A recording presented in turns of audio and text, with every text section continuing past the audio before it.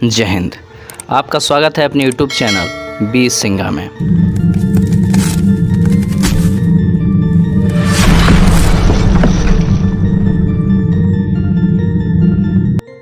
देखिए, आज हम लोग जानेंगे कुछ रोचक बातें। दुनिया में ऐसी कई चीज़ें हैं जो रोचक होने के साथ साथ हैरान भी करती हैं। जैसा कि शहद दुनिया का इकलौता ऐसा खाद्य पदार्थ है जो कभी खराब नहीं होता। यह हज़ारों साल सुरक्षित रहता है। कई बार खोज के दौरान मिस्र की प्राचीन कब्रों में से हज़ारों साल पुराना शहद जो है वैज्ञानिकों को मिला, जो अभी भी खराब नहीं हुआ है।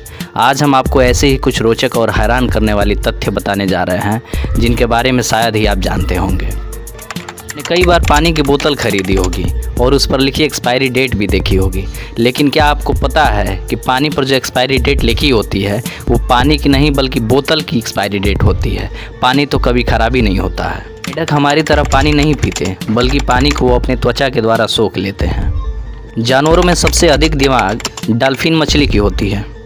पुदीना तो सब कोई देखा होगा, लेकिन शायद ही आपको ये बात पता होगी कि यदि आप पुदीना खाते समय अपनी नाक बंद कर लोगे तो आप उसका टेस्ट नहीं ले पाओगे। नींद की गोली खाने से वास्तविक नींद नहीं आती, बल्कि नींद की गोली आपके दिमाग को कोमा जैसी स्थिति में भेज देता है। इस वजह से इंसान सो जाता है। शुतुरमुर्ग एक ऐसा पक्षी है जो उड़ नहीं सकता। यह पक्षियों की सबसे बड़ी जीवित प्रजातियों में से है और किसी भी अन्य जीवित पक्षी प्रजाति की तुलना में मादा शुतुरमुर्ग जो है सबसे बड़े अंडे देती है। आपको शायद ही ये बात पता होगा कि शुतुरमुर्ग की आँख उसके दिमाग से भी बड़ी होती है। मेघालय में एक नदी है जिसका नाम है उमंगोट नदी, जिसे भारत की सबसे साफ नदी कहा जाता है। यह नदी मवलियानांग गांव के पास में है, जिसे एशिया का सबसे स्वच्छ गांव कहा जाता है। गांव में करीब 300 घर हैं और सभी मिलकर इस नदी की साफ सफाई करते हैं। सबसे खास बात यह है कि इस नदी में गंदगी फैलाने पर लोगों से 5000 रुपये तक का जुर्माना वसूल किया जाता है।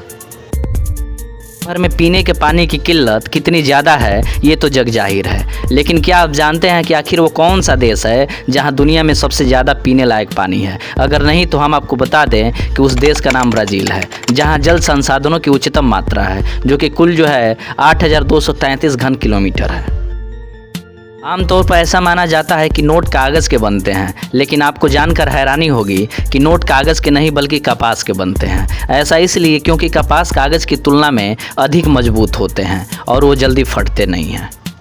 चीन भले ही कुंफू कला में महारत हासिल कर चुका है, लेकिन उसे यह कला सिखाने वाला एक भारतीय था जिसका नाम बोधिधर्म था। उन्हें बोधिधर्मन भी कहा जाता है। कहते हैं कि वह बौद्ध धर्म के प्रचार प्रसार के लिए चीन गए हुए थे, जहां उन्होंने कई लोगों को अपना शिष्य बनाया और उन्हें प्राचीन युद्ध कला कलरी पट्टू सिखाई। बाद में इसी कलरी पट्टू को स्थानीय भाषा में कुछ बदलावों के साथ कुंफू नाम दिया गया।